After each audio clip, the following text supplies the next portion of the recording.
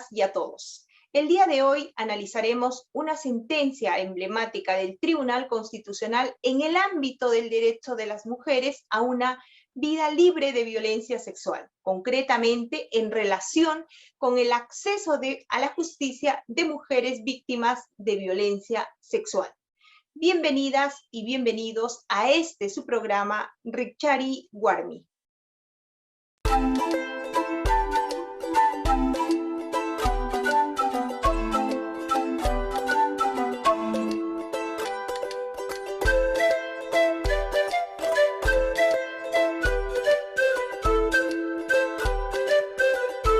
En el informe temático sobre violencia y discriminación contra las mujeres, niñas y adolescentes en América Latina y el Caribe, publicado en 2019 por la Comisión Interamericana de Derechos Humanos, reconoce los esfuerzos de los estados por adoptar un marco jurídico y político para abordar la violencia contra las mujeres que incluye una gama de recursos e instancias judiciales de protección. No obstante, la Comisión Interamericana advierte una dicotomía entre el marco jurídico y la idoneidad para remediar estos casos. Concretamente, la Comisión Interamericana de Derechos Humanos pone de relieve la persistencia de un patrón de impunidad sistemática en el procesamiento judicial de los casos de violencia contra las mujeres, debido a que la gran mayoría de estos casos carece de una investigación, sanción y reparación efectiva. Del mismo modo, en el tercer informe de seguimiento a la implementación de las recomendaciones del Comité de Expertas del MESECBI, emitido en 2020, el Comité de Expertas llama la atención especialmente sobre los altos índices de impunidad de los casos de violencia por razón de género contra las mujeres, que siguen constituyendo un gran desafío en la región. Esta ineficiencia o indiferencia de la acción de la justicia, afirma el Comité de Expertas, se refleja, entre otros, en la baja judicialización de los casos de violencia contra las mujeres. Precisamente en la sentencia que hoy día analizamos, el Tribunal Constitucional examina la responsabilidad del Ministerio Público en relación con un caso de violencia sexual. Para entender los alcances del pronunciamiento del Tribunal Constitucional en la sentencia recaída en el expediente 1479-2018 Amparo, hemos invitado al doctor Camilo Suárez, asesor jurisdiccional del Tribunal Constitucional, a quien le agradezco especialmente estar con nosotros el día de hoy y le doy una cordial bienvenida al programa. Muchas gracias por la invitación, María Candelaria, y gracias también al Tribunal por este espacio para poder comentar esta sentencia tan importante. Bien, muchas gracias a ti, Camilo. Quisiera empezar preguntándote cuáles son los hechos del caso que permiten que se pronuncie el Tribunal Constitucional. Muy bien. Bueno, este es un proceso de amparo en el que se cuestiona decisiones del Ministerio Público sobre respecto de una denuncia por supuesta omisión de actos funcionales, prevaricato, delito de encubrimiento, en que habría incurrido una fiscal que se negó a investigar debidamente y denunciar en su momento, formalizar denuncia, respecto de determinados hechos de violación sexual ocurridos en el Hospital Central de la FAP contra la víctima de este delito. Esta persona habría sido drogada, dormida dentro de este hospital, y es por eso que denuncia por este delito de violación contra persona en imposibilidad de resistir, y en su denuncia solicita que se haga una pericia biológica de su cabello para determinar si es que le habían dado algún tipo de droga que le haga dormir. También había pedido que lleven a cabo alguna prueba biológica respecto de las muestras de fluido vaginal que se habían encontrado en la escena del crimen, y también había pedido alguna otra pericia, alguna otra diligencia dentro de esta denuncia. ¿Qué hace la fiscal? La fiscal provincial a cargo de esta denuncia por violación se limita a tomar la declaración de los denunciados, de otras personas, ver un video y no lleva a cabo estas actuaciones procesales pedidas por la demanda, de lo cual en principio uno vería ahí una presunta violación al derecho a probar, pero no se alega en ningún caso el derecho a probar, sino más bien que ante este archivamiento se denuncia ante la Oficina de Control Interno del Ministerio Público por estos delitos: omisión de deber funcional, prevaricato, encubrimiento y otros. Bien. Se recibe la denuncia en junio y no es hasta enero del siguiente año que se emite una resolución en la cual se archiva la denuncia, se dice que no se va a abrir investigación. Y esa decisión es cuestionada a través del amparo. Luego, antes de la demanda de amparo, viene una apelación contra esta decisión y el fiscal supremo de control interno confirma la decisión, considerando que la fiscal denunciada ha actuado correctamente y no ha cometido delito alguno. Entonces, estas decisiones son las cuestionadas a través de la demanda de amparo, que es objeto de esta sentencia que vamos a comentar seguidamente. Bien, en primera y segunda instancia se declaró la improcedencia liminar de la demanda. En ese entendido, ¿podrías explicarnos cuáles fueron los argumentos del Poder Judicial para declarar la improcedencia y por qué el Tribunal Constitucional, pese a la improcedencia liminar, decide pronunciarse sobre el fondo de la controversia? De acuerdo, gracias por la pregunta. Aquí lo que vemos es esto. En primer lugar, el Tribunal Constitucional es competente para conocer de estos casos de amparo contra resoluciones denegatorias en segunda instancia, lo que se ha entendido generalmente como resoluciones que declaran improcedente o infundada la demanda en segunda instancia. Entonces, el juzgado constitucional que conoce de esta demanda en primera instancia rechaza liminarmente, lo que implica básicamente no admitir a trámite la demanda. En la resolución número 1, en vez de admitir, dice rechazo la demanda. Considera el juzgado que se pretende un reexamen de lo probado en sede fiscal, en sede del Ministerio Público. Sabemos, esto es un comentario, sabemos que para los amparos contra la resolución judicial, así como amparos contra el Ministerio Público, no se pueden interponer para hacer un reexamen de lo probado. Es decir, si el fiscal consideró que en este caso no se ha configurado el delito de omisión de deberes funcionales o no se ha configurado el delito de violación, yo no voy a interponer mi amparo para que el juez constitucional recalifique esa calificación de que no hay un delito o de que sí hay delito. Yo tampoco puedo cuestionar a través de un amparo, una denuncia, una acusación fiscal o una denuncia formalizada diciendo que no es cierto que se haya configurado el delito de estafa, de lavado de activos, entre otros. Entonces, hay muchos casos donde el Tribunal Constitucional rechaza las demandas considerando que lo que pretende el demandante es un reexamen. Es decir, lo que se falló en su caso, la calificación jurídico-legal, cambiar esa calificación jurídico-legal. Bueno, eso es lo que supone el juez de primer grado.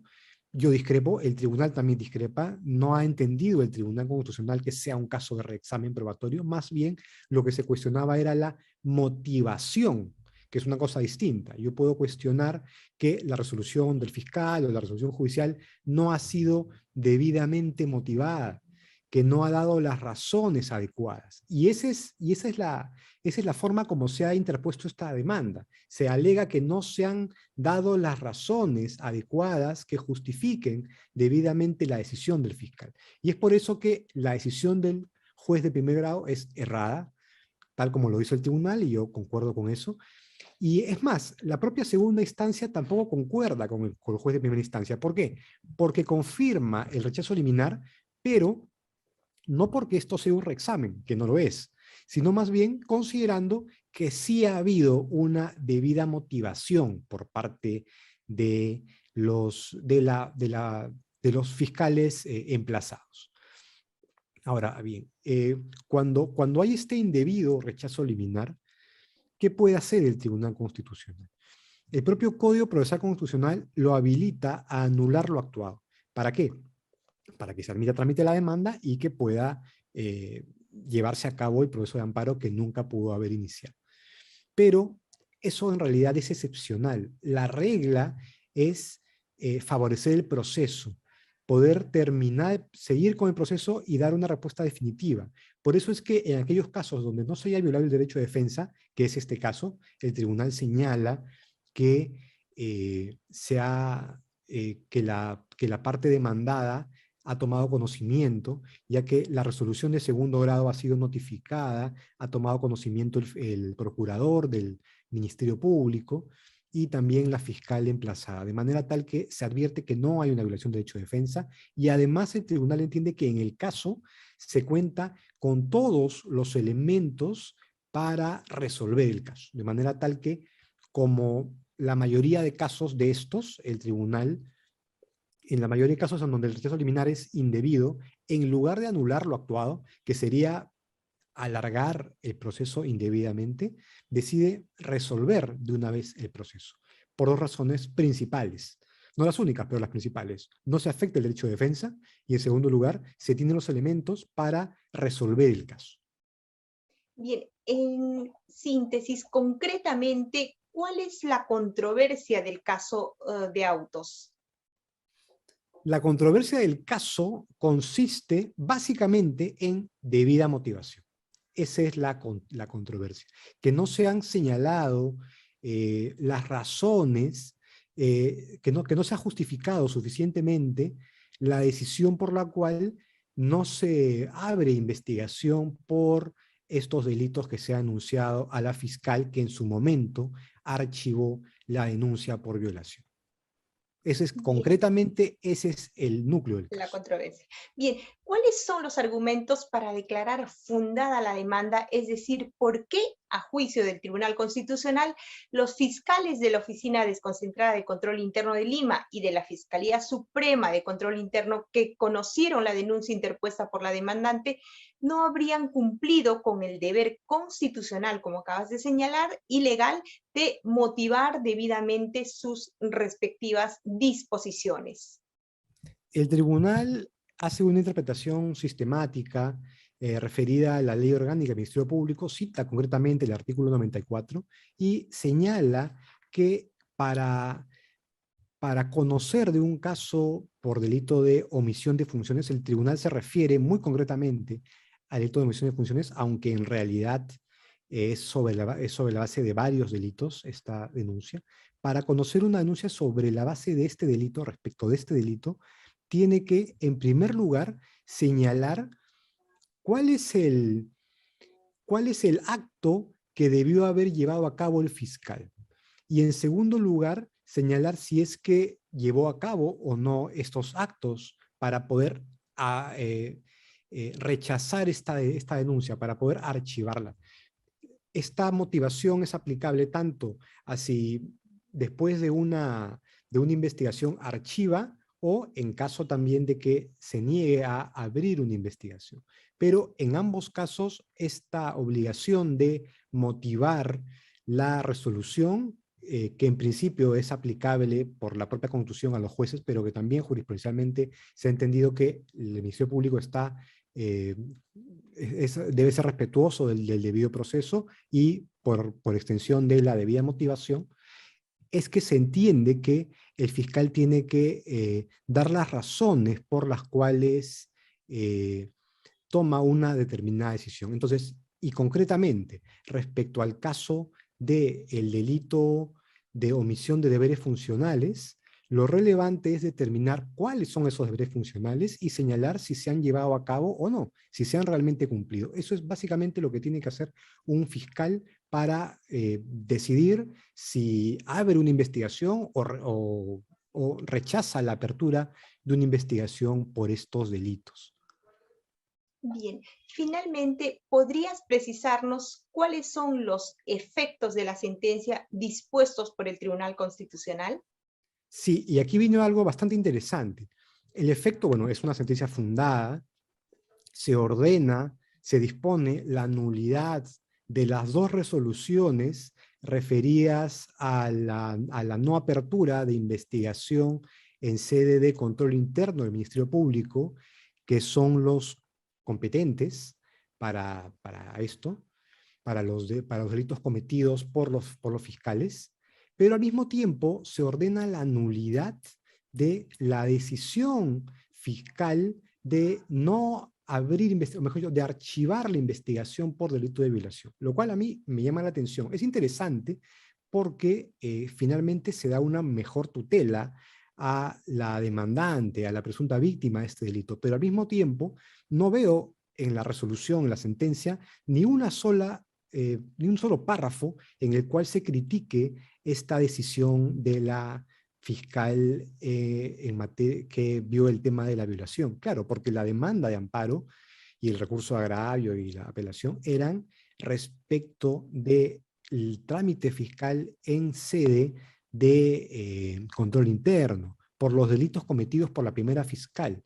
No hay ningún argumento en la sentencia que haga referencia a esta sentencia. Entonces, eso al final puede traer un problema para la propia demandante, para la propia víctima, porque claro, se anula la resolución, pero la fiscal va a evaluar conforme a lo ordenado, solo a lo ordenado, pero ¿bajo qué razones va a reevaluar su investigación? Si es que no hay ningún párrafo que le diga que su investigación ha sido deficiente o que su decisión ha estado mal motivada, a diferencia de los fiscales que han anulado, que han omitido denunciar en materia de delitos cometidos por la primera fiscal. Entonces hay que hacer una distinción. Creo que habría que ajustar ese criterio en futuros casos, pero igual me parece una sentencia sumamente relevante. Perfecto, muchísimas gracias. Agradecemos de manera especial a Camilo Suárez, uno de los asesores jurisdiccionales más importantes del Tribunal Constitucional, por habernos explicado con claridad esa sentencia. Muchas gracias, Camilo. Muchas gracias. En la segunda parte de nuestro programa tenemos como invitada a una especialista en derechos de las mujeres que analizará el fallo del Tribunal Constitucional. No se lo pierdan. Vamos a una pausa y volvemos. Gracias. Desde niños nos enseñan que la Constitución política tiene supremacía sobre las demás leyes y en ella se garantizan nuestros derechos fundamentales.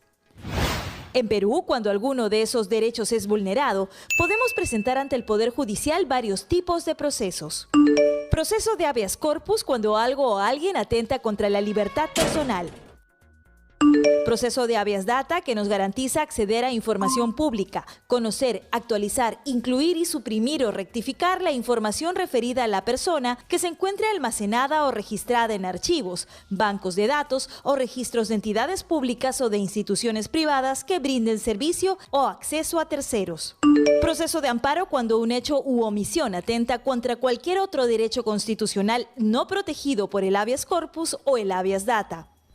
Proceso de cumplimiento, que nos permite reclamar que alguna autoridad o funcionario acate las normas legales o ejecute los actos administrativos que le corresponden. Si consideramos que el Poder Judicial en segunda instancia deniega la petición en cualquiera de estos procesos, podemos presentar un recurso de agravio constitucional. Esta vez, quien lo resuelve es el Tribunal Constitucional, que fallará en última y definitiva instancia. Los magistrados del Tribunal Constitucional también se encargan de resolver demandas en caso que una norma con rango de ley no se ajuste a la Constitución. En este caso, se puede presentar una demanda de inconstitucionalidad. Además, existe el proceso competencial, que permite al Tribunal Constitucional conocer de los conflictos que se susciten sobre las competencias o atribuciones asignadas directamente por la Constitución o las leyes orgánicas, que delimiten los ámbitos propios de los poderes del Estado, los órganos constitucionales, los gobiernos regionales o municipales. Si tienes un proceso en curso, recuerda que la información de audiencias, expedientes y resoluciones la puedes encontrar en nuestra página web www.tc.gov.pe.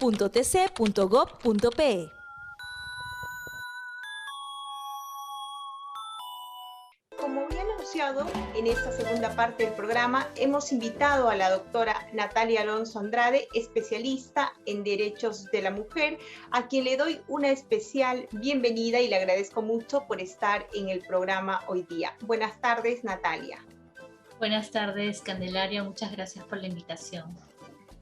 Bien, quisiera preguntarte ¿Cuál es la trascendencia de la sentencia 1479-2018 Amparo en el marco del Estado constitucional como el Estado peruano, que ha suscrito la Convención para la Eliminación de todas formas de discriminación contra las mujeres y también la Convención Interamericana para prevenir, sancionar y erradicar la violencia contra las mujeres?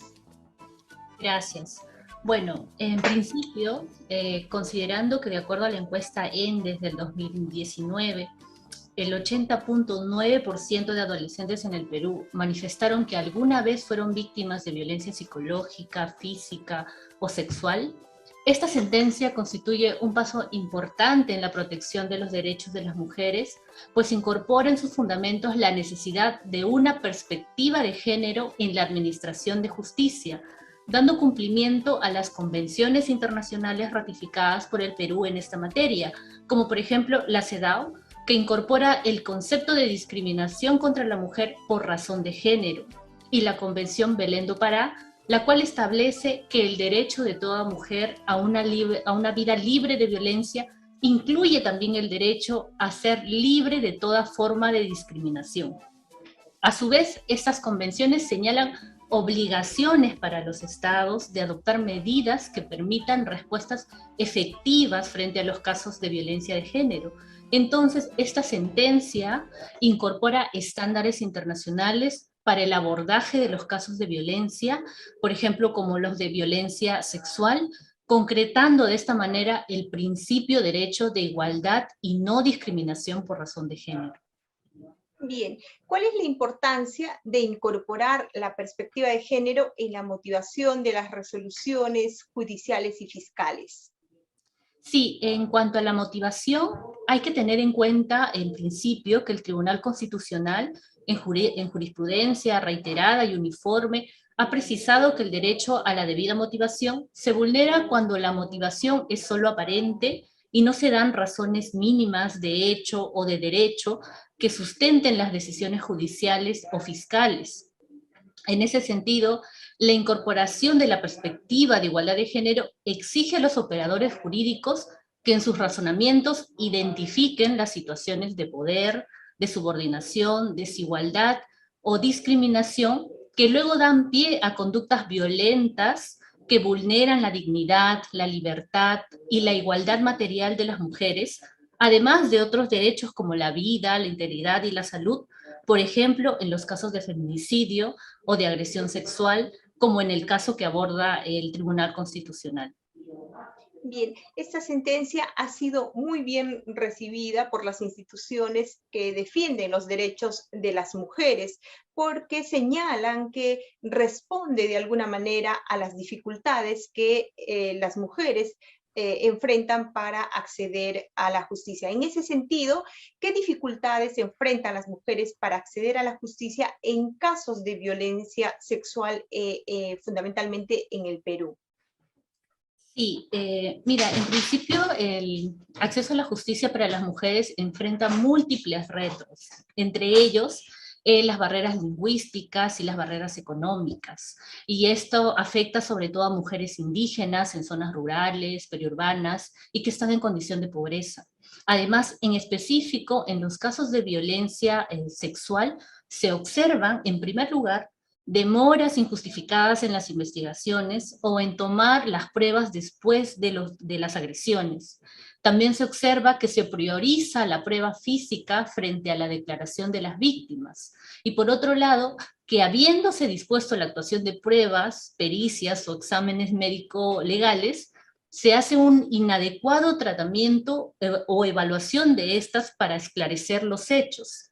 Al respecto, es importante recordar que la Relatoría sobre los Derechos de las Mujeres de la Comisión Interamericana ha señalado que la mayoría de los casos de violencia familiar y abuso sexual son cometidos en la esfera privada, sin evidencias materiales, contándose solo con la palabra de la víctima contra el agresor, razón por la cual la declaración de las víctimas deben ser consideradas como pruebas válidas y suficientes en el marco de una agresión sexual. En esa línea, la casación 4175-2017 de la Corte Suprema señaló que en caso exista como único medio de prueba la declaración testimonial de la víctima, esta tiene la calidad de prueba válida de cargo, suficiente además para enervar lo señalado por el denunciado, siempre que cuente con elementos suficientes de certeza, razón por la que las declaraciones de las víctimas tienen un valor importante para la resolución de los casos de agresión sexual. Bien, precisamente eso es lo que ha dado pie de algún modo a la interposición final de esta demanda de amparo, porque quien denuncia, la palabra de la víctima, de la persona que denuncia, no se tiene en cuenta. Bien, ¿qué aspectos del fallo destacarías finalmente, Natalia? Sí, mira, esta sentencia marca una pauta importante para la aplicación, como hemos visto, de la perspectiva de igualdad de género, en principio por parte de las fiscalías, sobre todo en las etapas de investigación preliminar, pero también es un precedente para la actuación de los jueces y en general de todo el sistema de justicia frente a los casos de agresión sexual. A su vez, algo que es muy importante a nivel constitucional, permite la efectivización de los derechos a la igualdad y no discriminación y el acceso a la justicia de las mujeres de acuerdo a los parámetros de las convenciones internacionales, como hemos visto, la CEDAW o Belén do Pará. Finalmente, a nivel social, podríamos decir que esta sentencia promueve la construcción de una sociedad igualitaria donde las mujeres podamos vivir una vida libre de violencias. Dicho sea de paso, derecho que recientemente este Tribunal Constitucional también ha reconocido. Bien, perfecto. Pues bien, muchas gracias a la doctora Natalia Alonso y al doctor Camilo Suárez por ayudarnos a entender los aspectos medulares de esta sentencia que tiene incidencia en el acceso a la justicia de las mujeres víctimas de violencia sexual en el Perú. Muchas gracias. Muchas gracias a ustedes. Desde niños nos enseñan que la Constitución política tiene supremacía sobre las demás leyes y en ella se garantizan nuestros derechos fundamentales. En Perú, cuando alguno de esos derechos es vulnerado, podemos presentar ante el Poder Judicial varios tipos de procesos. Proceso de habeas corpus cuando algo o alguien atenta contra la libertad personal. Proceso de habeas data que nos garantiza acceder a información pública, conocer, actualizar, incluir y suprimir o rectificar la información referida a la persona que se encuentre almacenada o registrada en archivos, bancos de datos o registros de entidades públicas o de instituciones privadas que brinden servicio o acceso a terceros. Proceso de amparo cuando un hecho u omisión atenta contra cualquier otro derecho constitucional no protegido por el habeas corpus o el habeas data. Proceso de cumplimiento que nos permite reclamar que alguna autoridad o funcionario acate las normas legales o ejecute los actos administrativos que le corresponden.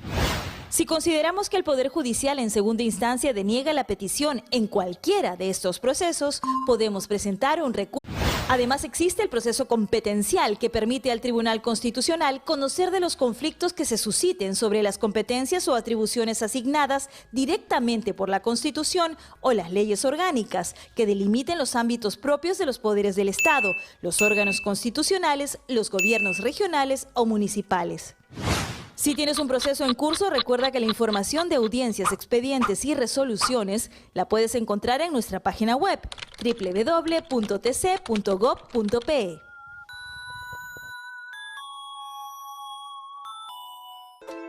Seguimos con el programa Richari Guarmi.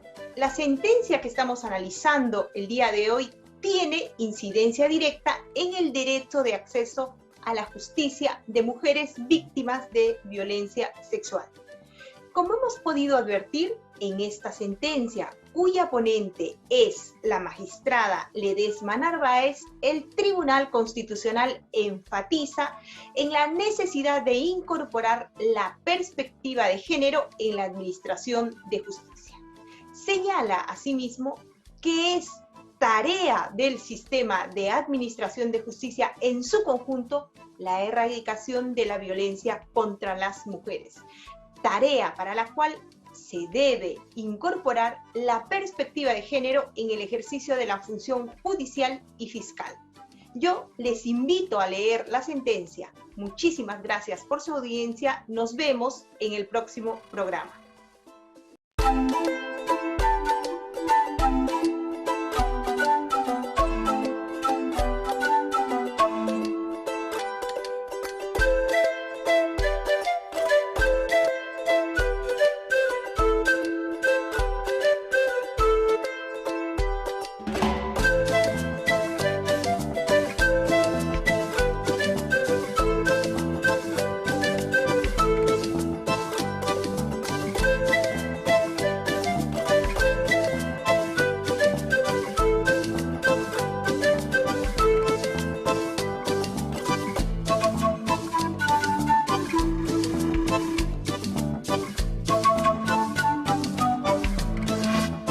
Las películas pasan la vida real, pero ¿pueden el contenido jurídico y la cultura popular vincularse? ¡Claro! Existen películas, series y hasta canciones que nos permiten reflexionar sobre derechos constitucionales. Por ello, Tribunal Constitucional TV te invita a disfrutar de una nueva propuesta en su programación. Un programa digital para disfrutar de tu contenido favorito y aprender derecho a la vez. El derecho, visto desde una mirada artística, nunca fue tan accesible y divertido. Sinopsis, entrevistas, casos emblemáticos, top constitucionales y mucho más con Ale, Steph e Isaac. En 3, 2, 1. ¡Acción! Te esperamos todos los jueves a las 6 de la tarde. Tribunal Constitucional TV, por una ciudadanía mejor informada.